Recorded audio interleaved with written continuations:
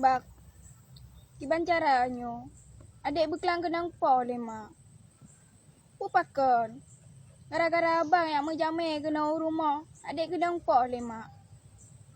Abang Hana utak, jak kena urumoh yang meujame Hana ibah sapu, mudai kat liba bawah 5 puka-puka kebe. Nyo Hana. Jak ro mata ngabang urumoh. Hana ibah sapu, adik kenang po le mak, kok berat ke po le mak urumoh tebo. Ro na Hana utak ho ne pudu, bak bruk tuok ne pudu. Nya singongon yo ni jak ni bawah 5 ya, Hana bawah 5 puka kebe pijit ni bang, long kucing.